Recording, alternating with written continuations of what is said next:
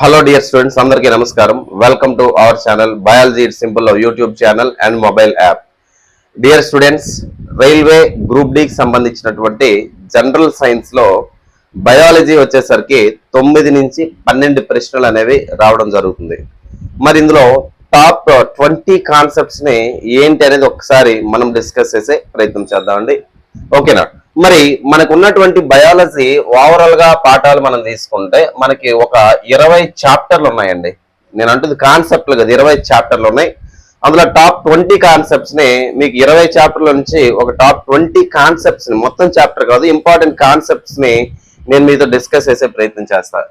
మరి మొదటగా మనకు ఉన్నటువంటి సిలబస్ ఏదైతే ఉందో, మనకు ఉన్నటువంటి సిలబస్ ఏంటంటే బయాలజీ యొక్క పరిచయం, ఇంట్రడక్షన్ టు బయాలజీ. ఓకేనండి. తర్వాత మనం నెక్స్ట్ సిలబస్ లో ఏంటంటే అస్థి పంజర వ్యవస్థ, స్కెల్టల్ సిస్టమ్. అండ్ తర్వాత వచ్చేసరికి జీర్ణ వ్యవస్థ. ఓకేనండి. తర్వాత వచ్చేసరికి జీర్ణ వ్యవస్థ. తర్వాత శ్వాసక్రియా వ్యవస్థ, దాన్నే రెస్పిరేటరీ సిస్టమ్ అంటారు. తర్వాత రవాణా వ్యవస్థ, దాన్నే సర్క్యులేటరీ సిస్టమ్ అంటారు.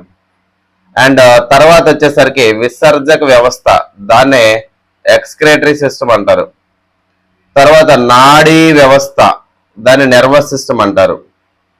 తర్వాత ప్రత్యుత్పత్తి వ్యవస్థ. ఓకేనండి. తర్వాత ప్రత్యుత్పత్తి వ్యవస్థ, దాన్ని రీపోర్టింగ్ సిస్టమ్ అంటారు. తర్వాత అంతఃస్రావి వ్యవస్థ. ఓకేనండి. తర్వాత అంతఃస్రావి వ్యవస్థ, దాన్ని ఎండోక్రైన్ సిస్టమ్ అంటారు. ఓకేనండి. తర్వాత కణం అంటే సెల్ అంటారు. అండ్ తర్వాత మనకి టిష్యూస్ అంటే కణజాలాలు అని చెప్పి పిలుస్తారు. తర్వాత హెరిడిటీ, దాన్ని అనువంశికత అని చెప్పి మనం పిలుస్తాం. ఏదండి? అనువంశికత. తర్వాత పర్యావరణం అంటే అవర్ ఎన్వైరన్మెంట్. ఓకేనండి. పర్యావరణం. మరి 2019లో జరిగినటువంటి రైల్వే గ్రూప్ డి పరీక్ష తర్వాత జరిగినటువంటి ఏ రైల్వే పరీక్షల్లో కూడా మనకి జంతురాజ్యం, అదేవిధంగా వృక్షరాజ్యం మీద ప్రశ్నలు అనేటివి తర్వాత ఎగ్జామ్స్ లో లేవు. మరి ఈసారి ఇస్తాడా అంటే జస్ట్ ఒకసారి టచ్ చేసి విడిచిపెట్టేద్దాం అంతే తప్ప దీని మీద ఎక్కువ మనం ఫోకస్ చేయాల్సినటువంటి అవసరం లేదు. తర్వాత వచ్చేసరికి వ్యాధులు అంటే డిసీజెస్ అంటారు. ఓకేనండి. వ్యాధులు తర్వాత మనం తెలుసుకోవాల్సింది పోషణ. ఓకేనండి. పోషణ. మళ్ళా ఈ పోషణకు వచ్చేసరికి మొక్కల్లో పోషణ. ఓకేనండి. మొక్కల్లో పోషణ.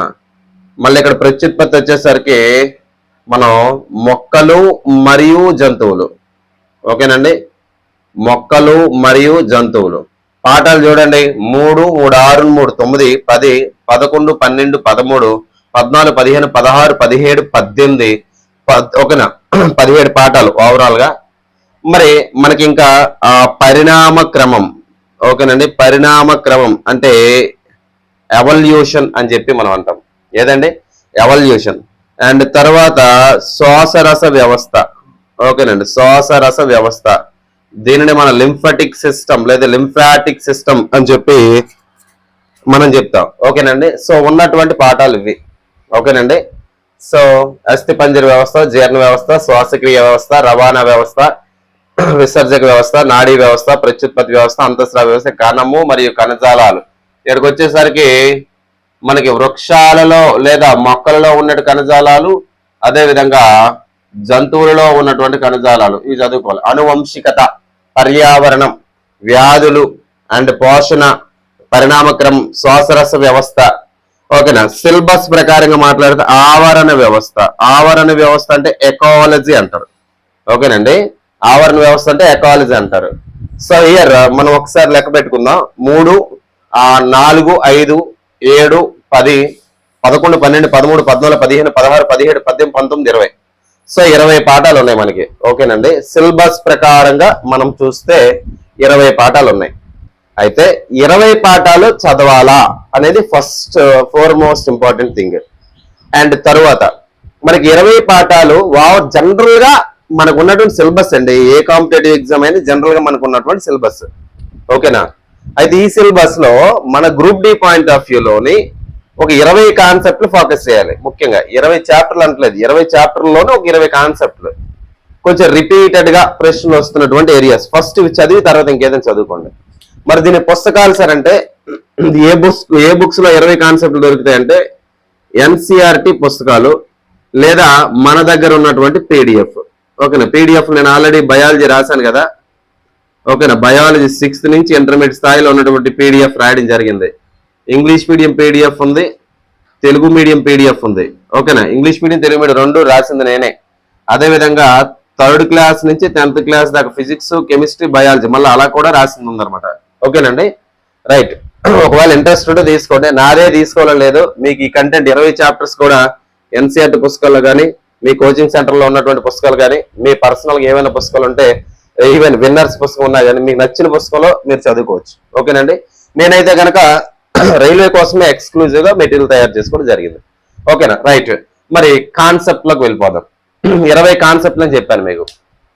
20 కాన్సెప్ట్లో మనకి తెలుసుకోవాల్సినటువంటి అంశం ఏంటంటే 20 కాన్సెప్ట్లు నేను ఇక్కడ రాస్తాను చూడండి. జీవశాస్త్ర పరిచయం అని చెప్పి మొదటి చాప్టర్ ఉంది, ఒకటి బయాలజీ ఇంట్రడక్షన్. మొదటి చాప్టర్లోనే ఈ పరిచయంలోనే మీరు ఏం చదువుతారంటే నామెన్ క్లేచర్ గురించి చదవండి. మన యాప్లో ఈ కాన్సెప్ట్ చేయడం జరిగింది. నామెన్ క్లేచర్ యాప్ తీసుకున్న వాళ్ళకి మీ అందరికీ తెలిసిందే. వృక్ష కణజాలాలు కంప్లీట్ చేసి పెట్టాను, అంతఃస్రావ వ్యవస్థ అయిపోయింది. ఈరోజు అస్థిపంజర వ్యవస్థ అనేది అప్లోడ్ చేస్తాం. ఓకేనా, నామెన్ క్లేచర్ అంటే నామీకరణం, జీవులకు పేరు పెట్టే విధానాన్ని నామీకరణం అంటారు. ఈ కరులస్ లినియస్ అనేవాడు దీని మీద వర్క్ చేస్తాడు. బైనోమియల్ నామిన్ క్లేచర్ దినామీకరణం అంటే ఏంటి, మొదటిగా వచ్చే పేరేంటి, తర్వాత వచ్చే పేరేంటి, ఏ భాషలో రాస్తారు, ఎందుకు రాస్తారు.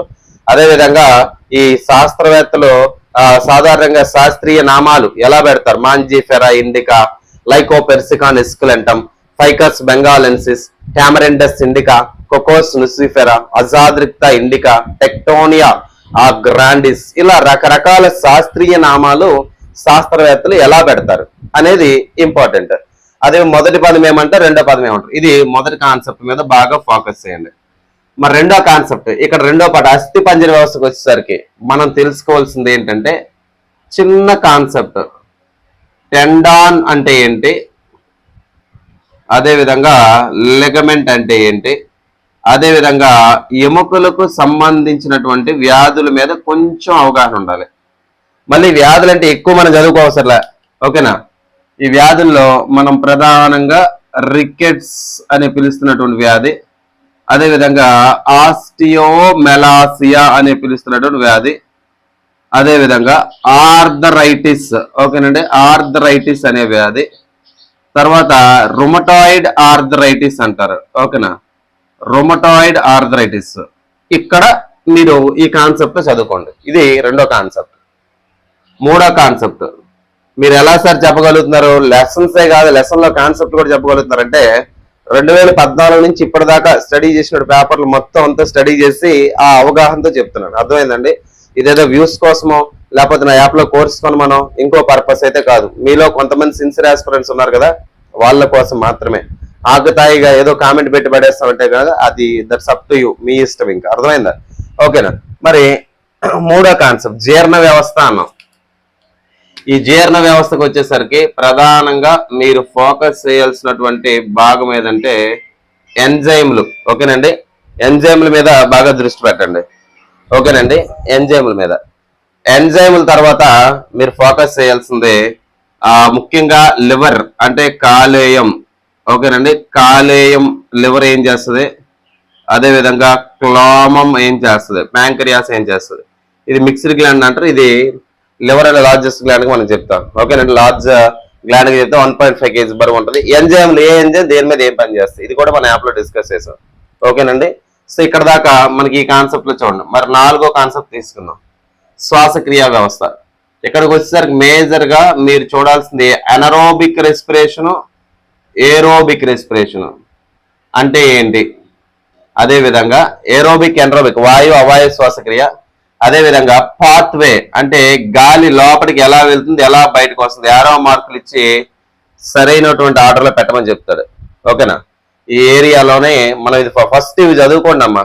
అదే మనం వర్క్ మెటీరియల్ రాసాం, యాప్ లో పెట్టాం. అదే మనం వీడియో క్లాసులు పీడిఎఫ్లు అన్ని కలిపే కదా 199 1 year వ్యాలిడిటీ ఇస్తున్నాం. ఓకేనండి, మీకు కూడా ఇంట్రెస్ట్ ఉంటేనే తీసుకోండి. నేను తీసుకోమని ప్రెజర్ చేయట్లేదు, నేను అమ్ముకోవడానికి కూడా ముందుకు రాలేదు. అర్థమైందా? సో నేను ఉన్న విషయం చెప్తున్నా. సో వాయు శ్వాసక్రియ, అవాయు శ్వాసక్రియ ఇక్కడ చదువుకునేటప్పుడు ఎందుకైనా మంచిది మైటోకాండ్రియా మీద చదవండి. మైటోకాండ్రియా గురించి బాగా ఎక్కడ దొరుకుతుంది అంటే 9th క్లాస్ కణం అని పిలుస్తున్న పాఠంలో దొరుకుతుంది. ఓకేనండి, నెక్స్ట్ 5వ కాన్సెప్ట్ తీసుకుందాం. 5వ కాన్సెప్ట్ చూస్తే రవాణా వ్యవస్థ. ఈ రవాణా వ్యవస్థలో మీకు మెయిన్ గా ఆర్టరీ ధమని అంటే ఏంటి, వెయిన్ సిర అంటే ఏంటి, బీపీ అంటే ఏంటి, అది 120/80 ఉంటుంది కదా. అదే విధంగా ఇక్కడ మీరు తెలుసుకోవాల్సింది కార్డియాక్ సైకిల్, హార్దిక వలయం అంటారు. ఓకేనా, హార్దిక వలయం అంటే లబ్ అనే సౌండ్ ఎప్పుడు వస్తుంది, డబ్ అనే సౌండ్ ఎప్పుడు వస్తుంది, అవి అనమాట. ఓకేనండి, ఇదే టాపిక్ చదువుకునేటప్పుడు బ్లడ్ క్లాటింగ్ గురించి చదవండి. బ్లడ్ గ్రూప్స్ అనట్లేదు, బ్లడ్ క్లాటింగ్, రక్తం అనేది ఎలా గడ్డ కడుతుంది అనేది ఇక్కడ మనం చదువుకోవాలి. ఓకేనమ్మా, బ్లడ్ క్లాటింగ్, హార్దిక వలయం, అది బ్లడ్ క్లాటింగ్ గురించి. మళ్ళీ బ్లడ్ గ్రూప్స్ గురించి ఇవ్వండి. ఇక్కడ AB group universal recipient, O positive అనేది యూనివర్సల్ డోనర్, ఈ 2 బిట్లే ఇక్కడ ఫోకస్ చేయండి.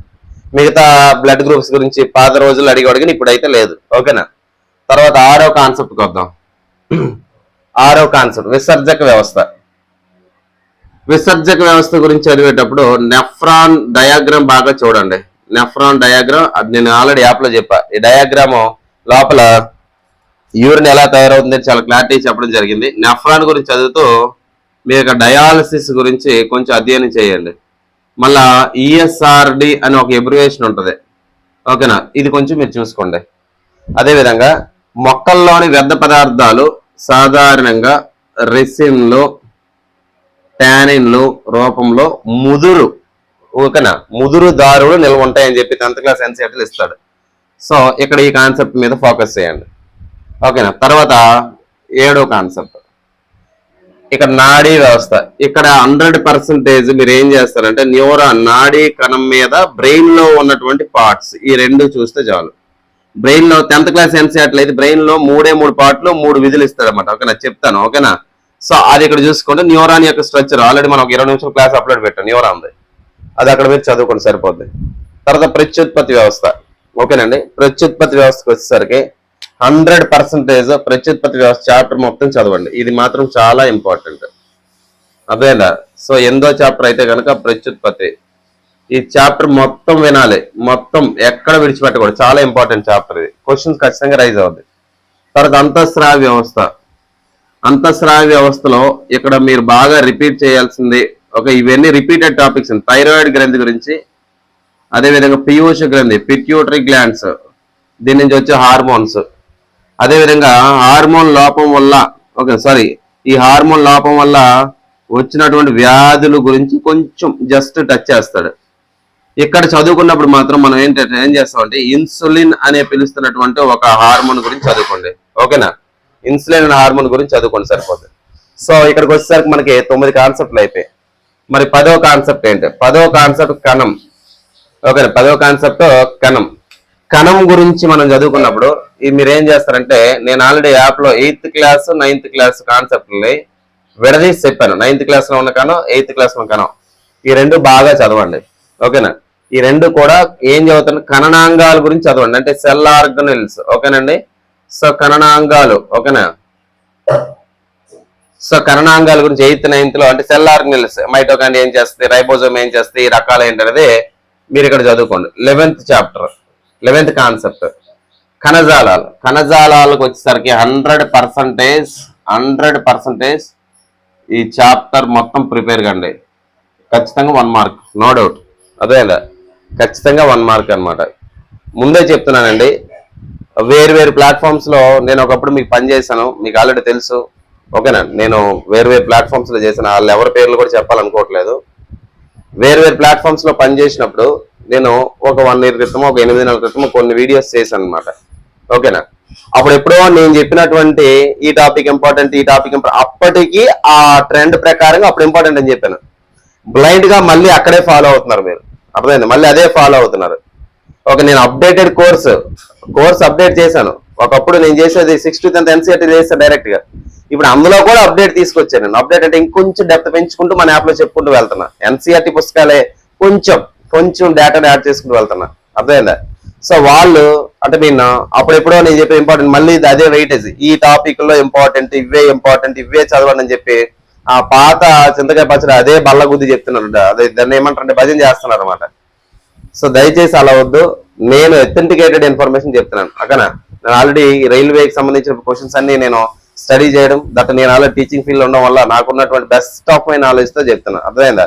ఎవరైనా యూట్యూబర్స్ ఏదో ఒక జాబ్ చేస్తూ ఉంటారు, ఏదో ఒక government job, private company job ఎక్కడో చేస్తూ ఒకప్పుడు కాంపిటేటివ్ ప్రిపేర్ అయ్యి ఉన్నటువంటి అనుభవంతో చెప్తారు. నేనేం చెప్తాను, ఒకప్పుడు కాంపిటేటివ్ ప్రిపేర్ అయ్యే అనుభవంతో ప్రజెంట్ స్కూల్ టీచర్ని కాబట్టి నాకు టెక్స్ట్ బుక్ మీద కంప్లీట్ గా అవగాహన ఉంటుంది కాబట్టి ఆ ఎక్స్పీరియన్స్ తో చెప్తున్నా. ఒక బిట్ ఇస్తే ఏ క్లాస్ నుంచి వచ్చింది చెప్పగలుగుతా, అర్థమైందండి? సో ఆ అవగాహనతోనే నేను చెప్తున్నా. నన్ను నమ్మే వాళ్ళు మాత్రమే ఈ కాన్సెప్ట్ చదువుకోండి. నమ్మిన వాళ్ళు, నాకు నచ్చిన వాళ్ళు అయితే కనుక, మీకు నచ్చిన వాళ్ళు ఎవరైతే ఇగ్నోర్ చేసేసాను, వీడియో చూడాల్సిన అవసరం లేదు, అర్థమైందండి? రైట్. తర్వాత మనకి 10 కాన్సెప్ట్లు అయ్యాయి కదా, తర్వాత ఇక్కడ 11 కాన్సెప్ట్లు అయ్యాయి. తర్వాత అనువంశికతలోనే మీరు ఏం చేస్తారంటే సెక్స్ డిటర్మినేషన్ చదవండి, లింగ నిర్ధారణ. ఓకే, లింగ నిర్ధారణ సెక్స్ డిటర్మినేషన్ టాపిక్ చదవండి. ఓకే, నీది ఎన్ని చాప్టర్ అయింది? 12 చాప్టర్ అయింది. పర్యావరణంలోనే ఆవరణ పిరమిడ్లు ఉంటాయి, నేను ఆల్రెడీ యాప్ లో చెప్పాను. ఇది 13 కాన్సెప్ట్, దీన్ని బాగా చదవండి. జంతురాజ్యం, వృక్షరాజ్యం ఇప్పుడు చదవద్దు, నేను ఎప్పుడు చదవాలో చెప్తాను, ఓకేనా? ఎగ్జామ్ ముందు ఒకసారి ఒక మ్యారథాన్ లా చేస్తాను, అక్కడ మీరు చూద్దరు, ఓకేనండి? తర్వాత వ్యాధులు, యాప్ లో నేను పెట్టినటువంటి వ్యాధులకు సంబంధించిన టాపిక్ మొత్తం చదవండి. వ్యాధుల గురించి కొంచెం క్వశ్చన్స్ తగ్గాయండి ప్రజెంట్, వ్యాధుల మీద కొంచెం క్వశ్చన్స్ అయితే ప్రజెంట్ తగ్గాయి, ఓకేనా? సో ఫర్ అవర్ సేఫ్ ఇది 14 టాపిక్. వ్యాధుల గురించి మీరు చదివేటప్పుడు ముఖ్యంగా వైరల్ వ్యాధులు, వైరస్ వల్ల వచ్చే వ్యాధులు, ఓకేనా? ఇది బాగా చదువుకోండి, వైరస్ వల్ల వచ్చే వ్యాధులు చదువుకోండి. 15వ టాపిక్ తీసుకుంటే మొక్కల్లో పోషణ, ఓకేనా? అంటే ఫోటోసిన్సిస్, కిరణజన్య సంయోక్రియ గురించి మీరు బాగా చదవాలి, ఓకేనా? ఇక్కడ పోషణకు వచ్చేసరికి మళ్ళీ ఇక్కడ విటమిన్ల గురించి చదవండి. విటమిన్లు అనే ఒకప్పుడు అడిగేవారు, ఇప్పుడు తగ్గినాయి, కాకపోతే ఒకసారి రివిజన్ చేసుకుందాం, ఓకేనా? సో ఇది 16వ టాపిక్ కింద మనం తీసుకోవచ్చు, ఓకేనండి? నెక్స్ట్ పరిణామ క్రమం వచ్చేసరికి 17వ టాపిక్. ఈ టాపిక్ ని మనం ఆల్రెడీ యాప్ లో అయితే కనుక అనువంశిక చాప్టర్ దగ్గర కవర్ చేసాం అనమాట, ఓకేనా? శ్వాసరస వ్యవస్థ చదవద్దు, ఆవరణ వ్యవస్థ కూడా ఎన్విరాన్మెంట్ లో కవర్ అయిపోద్ది అనమాట. సో ఓవరాల్ గా ఒక 17 టాపిక్లు ఉన్నాయి అనమాట. మరి 3 టాపిక్లు ఏంటి సార్? 3 టాపిక్లు ఏంటంటే మిస్సెల్లేనియస్ అంటారు. మిస్సెల్లేనియస్ అంటే ఏంటంటే బయాలజీ పుస్తకంలో 6వ తరగతి నుంచి 10వ తరగతి ఎన్సీఆర్టీ దాకా ఉన్నటువంటి న్యూమరికల్ వాల్యూస్ అంటే పిహెచ్ విలువలు, అదేవిధంగా సంఖ్యతో కూడినటువంటి క్వశ్చన్స్, ఒక నెంబర్ తో కూడినటువంటి క్వశ్చన్స్. అదేవిధంగా ఇది 18వ టాపిక్. 19వ టాపిక్ ఏంటంటే ఎగ్జాంపుల్స్. టెక్స్ట్ బుక్ లో ఎక్కడ మీకు ఎగ్జాంపుల్స్ ఇచ్చినా ఆ ఎగ్జాంపుల్స్ ఖచ్చితంగా చదవాలి, అర్థమైందండి? తర్వాత 20వ టాపిక్ ఏంటంటే డయాగ్రామ్స్. ఒకవేళ ఈ వీడియో చూసినటువంటి ఆస్పిరెంట్స్ డయాగ్రామ్ బేస్డ్ క్వశ్చన్స్ అంటే డయాగ్రామ్ తో లింక్ అయి ఉన్నటువంటి క్వశ్చన్స్ ని ఎక్స్ప్లెయిన్ చేయండి సార్ అంటే, రోజుకి ఒక డయాగ్రామ్ వేసి దాని గురించి కంప్లీట్ గా ఒక మ్యారథాన్ లాగా అంటే కంప్లీట్ గా దాని గురించి ఎక్స్ప్లెయిన్ చేసే ప్రయత్నం చేస్తారు. ఒకవేళ మీకు డయాగ్రామ్ అవసరం అయితే, డయాగ్రామ్ కావాలి అనుకుంటే, ఓకేనండి? సో కావాలి అంటే కనీసం 100 మంది కామెంట్ చేస్తాను, నేను చేయగలుగుతాను, లేకపోతే నాకు టైం వేస్ట్ కదండి. మరి previous year questions, railway group D సంబంధించి ప్రీవియస్ ఇయర్ క్వశ్చన్స్ ఈ నెక్స్ట్ వీడియో నుంచి నేను స్టార్ట్ చేస్తాను, ఓకేనండి? ప్రీవియస్ ఇయర్ క్వశ్చన్స్ ఏవైతే ఉన్నాయో ఈ నెక్స్ట్ వీడియో నుంచి ఒక్కొక్క క్వశ్చన్ జనరల్ సైన్స్ ఎక్స్ప్లెయిన్ చేసుకునే ప్రయత్నం చేస్తాను, ఓకేనండి? మన మెటీరియల్ కానీ మన క్లాసెస్ కావాలంటే బయాలజీ ఇట్ సింపుల్ లవ్ అనే యాప్ని డౌన్లోడ్ చేయండి. కావాలనుకుంటే అని చెప్తున్నా, కొనండి, నాది కొనకపోతే కుదరదని చెప్పట్లేదు, కావాలనుకుంటే, ఓకేనండి? అందులో అయితే కనుక 1700 ఇండియన్ హిస్టరీ బిట్స్, ఒక 3000 జనరల్ స్టడీస్ బిట్స్, అదేవిధంగా దాన్నే వీడియో చేయడం, అదేవిధంగా biology English medium PDF, Telugu medium PDF, మళ్ళీ నేను హ్యాండ్ రిటన్ పీడిఎఫ్, అదేవిధంగా వీడియో క్లాస్ అన్ని కలిపి 199 1 year వ్యాలిడిటీతో నువ్వు ఏ ఎగ్జామ్ అయినా ప్రిపేర్ అవ్వు, బయాలజీ క్లాస్ అల్టిమేట్ అవుతాయి. ఇంకా అర్థమైందండి? మరొక 30% కంటెంట్ ఉంది, రోజు యాడ్ చేస్తా ఉన్నాను, ఓకేనండి? సో ఏమైనా డౌట్స్ ఉంటే కామెంట్ బాక్స్ లో కామెంట్ చేయండి, ఓకేనా? Thanks for watching this video. Telegram group లో జాయిన్ అవ్వండి. జాయిన్ అయితే మీకు మంచి ఇంపార్టెంట్ సమాచారం, ఏ సమాచారం ఉందో నేను చెప్పగలుగుతా. అతి త్వరలోనే ఒక మెగా గ్రాండ్ టెస్ట్ అనేది కండక్ట్ చేయబోతున్నాను, ఓకేనా? ఆ ఎగ్జామ్ సిద్ధం కండి, ప్రిపేర్ అవ్వండి, ఈ లోపు నేను చెప్తా, ఓకేనండి? Right, thanks for watching this video. Thank you very much.